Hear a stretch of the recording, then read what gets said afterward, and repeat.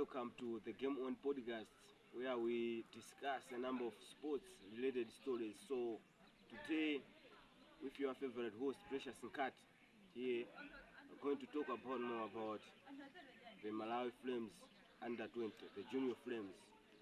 Their journey in the COSAFA took place in Namibia. So, as always, today I have a guest who is going to explain and comment more about the COSAFA under 20, where Malawi participated and did well by reaching the finals of the COSAFA. So, welcome our guest, and you can introduce yourself. Yeah, I'm Yanku Malindi. Yeah, one of the sports analysts here at City. So, to start, the junior frames under 20 performed very well by being the Group B.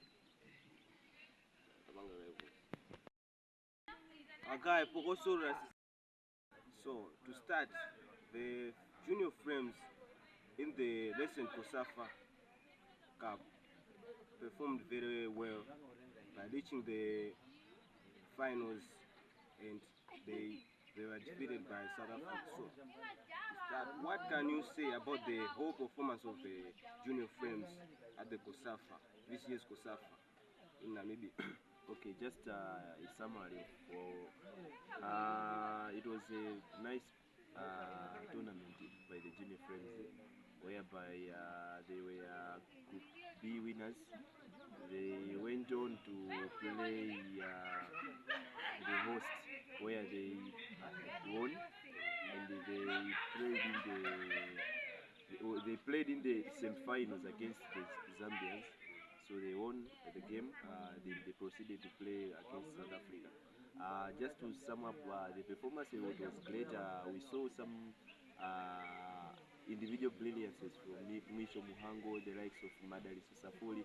I can say overall the team shown that it was well prepared for the game, but I think it was not our year. But overall, to say the team performed well, and I like the combinations, because the team didn't just go there just to participate, but went there to compete. Because if you see the boys from different teams, we had some from the Ascent Academy, some from the Nyasa Big Bullets Youth. So the combinations were far much better than the other years that we have been going there just to participate. This year we saw that there was an improvement. So overall the team performed well. We were just unlucky that we didn't do well in the final. Yeah. So talking about the coaching panel, this year we saw the Football Association appointing Medias Jegwepo Fera as to take the lead the junior frames to Namibia. Yes. What can you say about the tactical approach that Medias Jegwepo Fera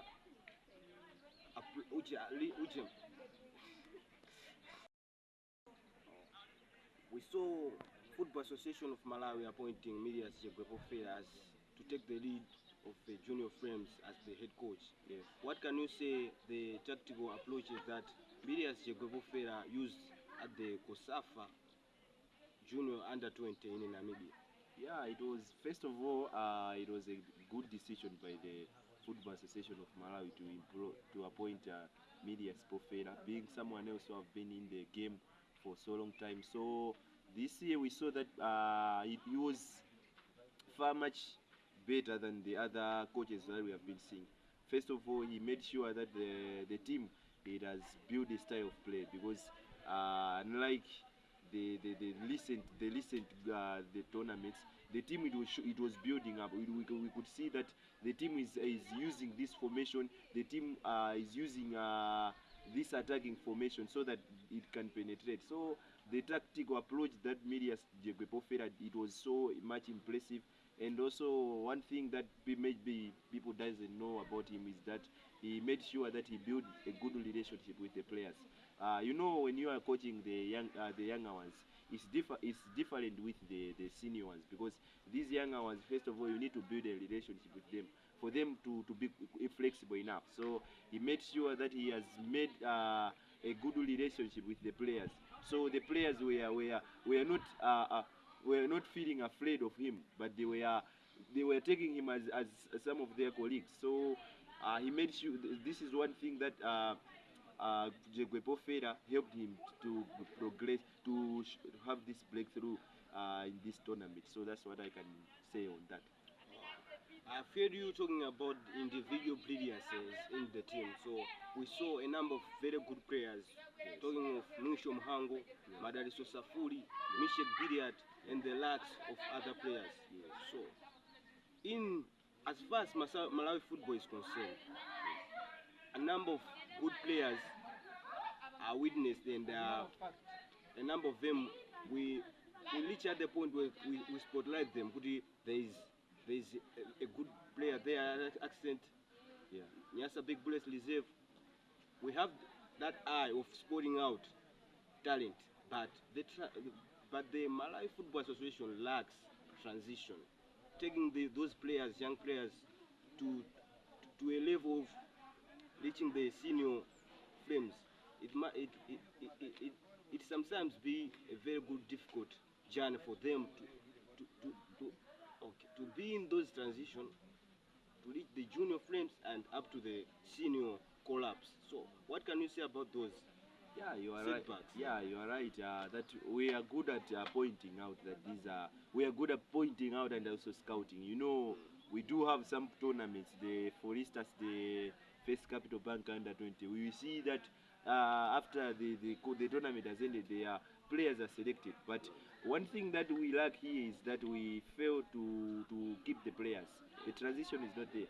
I can give you an example that back then we hosted the Kosafa Cup under 17, where we saw some good talents. For instance, I can give you the likes of Noel Sakala.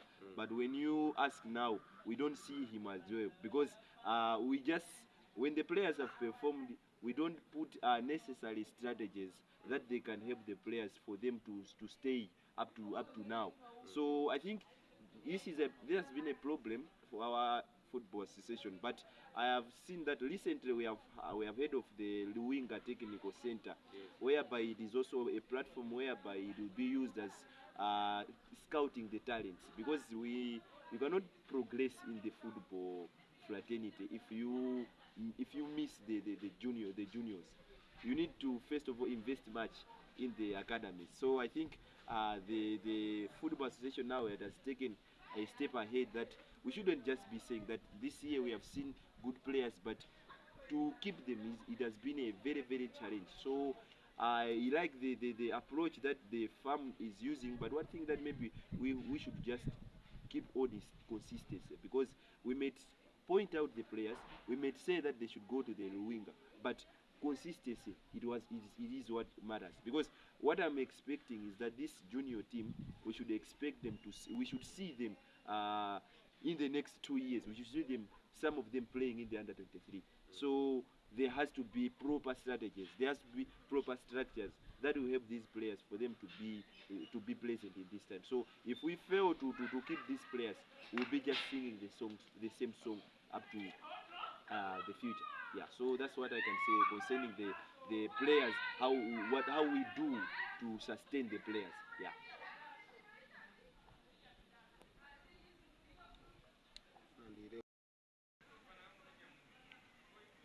Okay, we have talked about the syndrome of transition from the junior to the senior teams. So, as a sports analyst, what can you say for a junior Flames player who performed very well at the Namibia Kosafa under 20 to excel up to the senior national team?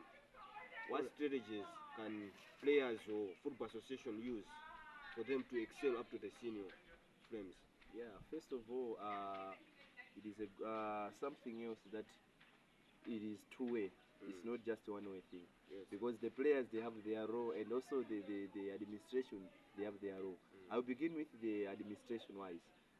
First of all, we need to what the administration-wise what on the administration wise, I think farm, what the only thing that has to do is to make sure that they have kept these players in a way that these players, they should be meeting now and there, because what we want is that there has to be a proper team. We need to, when we say that we have an under 20 team, we should be knowing that we have an under 20 team. Not just we should be seeing a team only when there are terms of when there is a tournament. No, we need to be like the way we say with our national team, the Flames.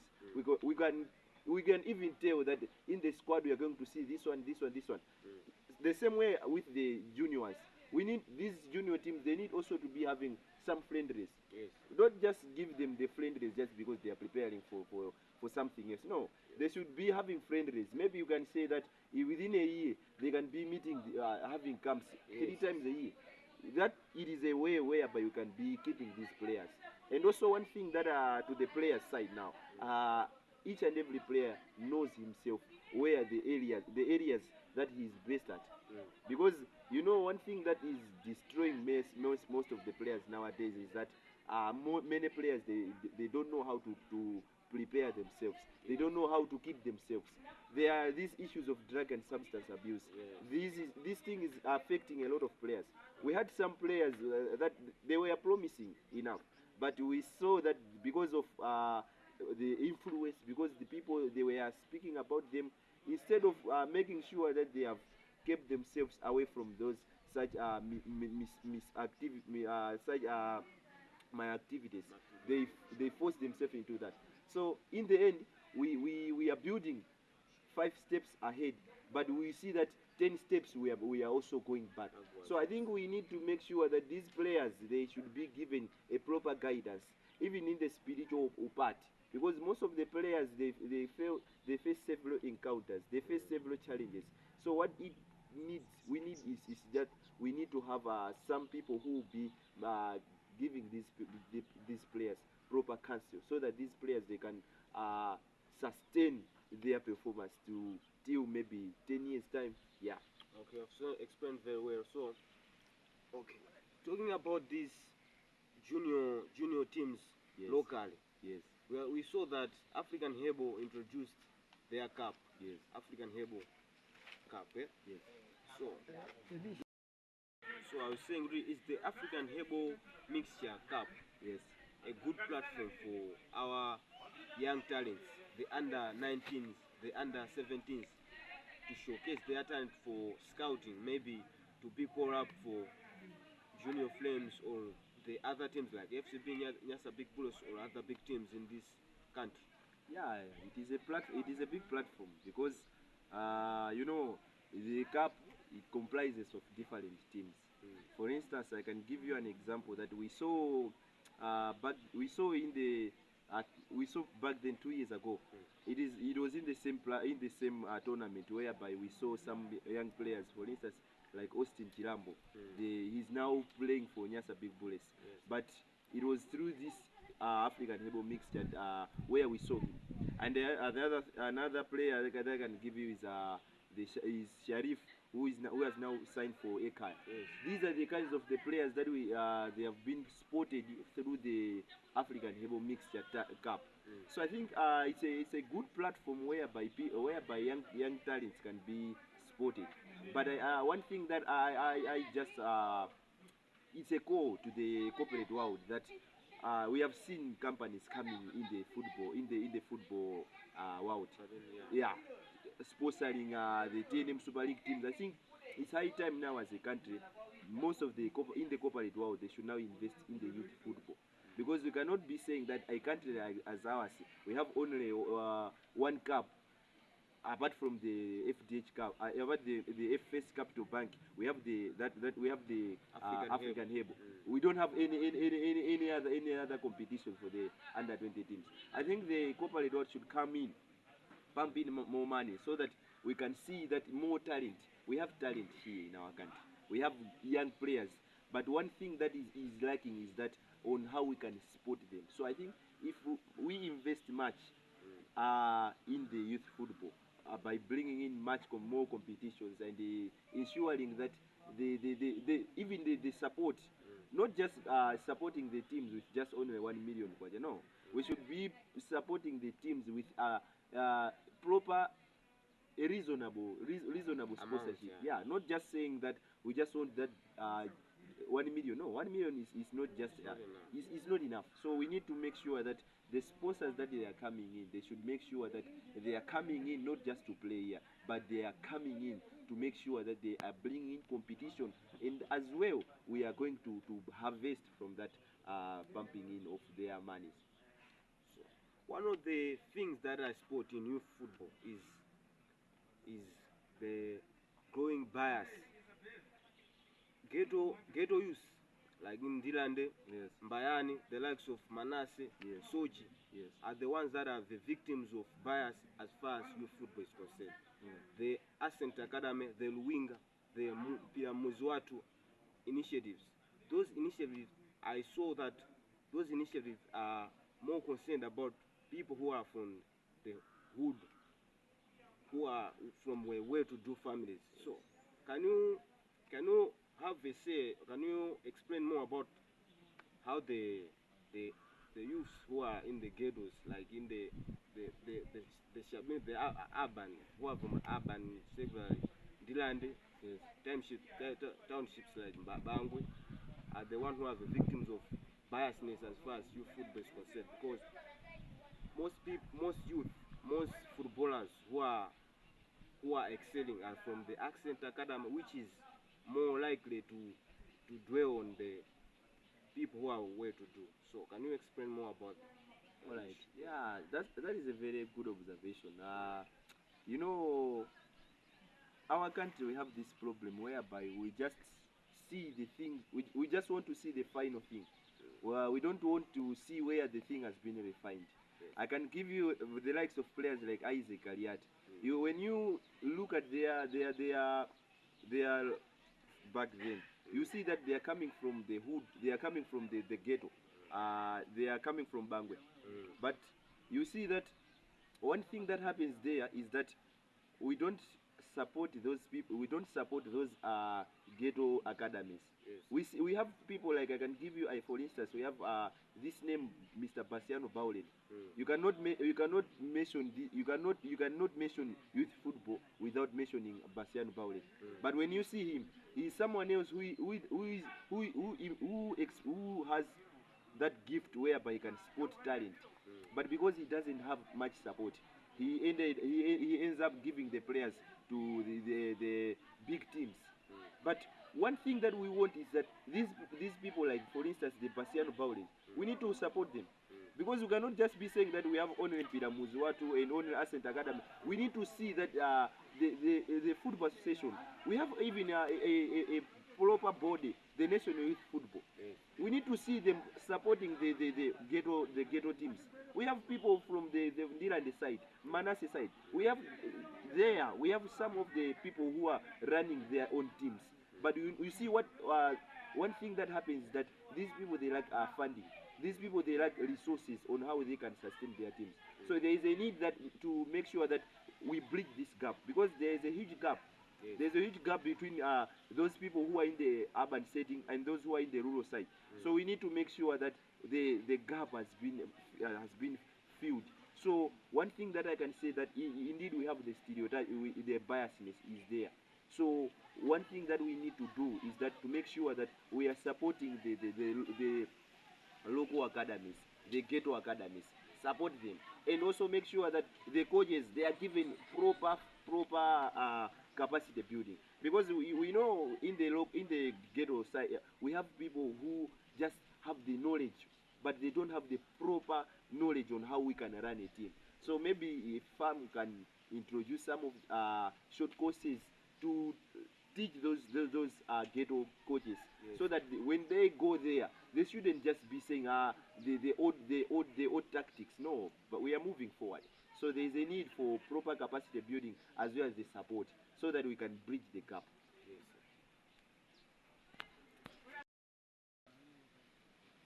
Okay. In this episode, we have talked about a number of youth-related stories, especially the COSAFA Cup Under 20 held in Namibia. So, before winding up this episode, what can be your final say about the whole stories we have discussed here? Okay, my final thought is that as a country, there is a need to invest much in the youth football. If we are saying that Malawi football want to grow, we don't have anywhere else to go. Only it is only the youth football. Because if we invest much in the youth football, we are building something else that it will be sustained. Because back then we had competitions in the primary schools, in the secondary schools, but we haven't seen them happening in the recent years. So there is a need to make sure that as a country we are invested much in the youth football because our hope is in the youth. So if we don't invest much in the youth football, I think we are not doing well. And also something else that maybe we didn't talk much.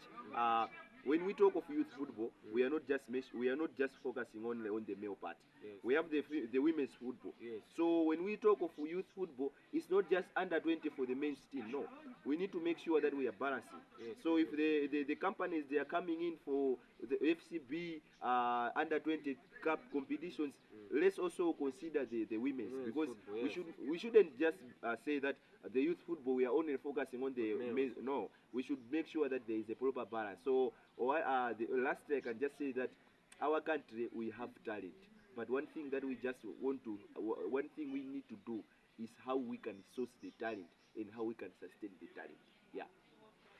That's from Yanko Malindi, our analyst for today's episode on the Game On podcast. So, with me, your favorite host, Precious Nkata. Until next time, but don't forget to like, share, subscribe, and comment in my YouTube channel.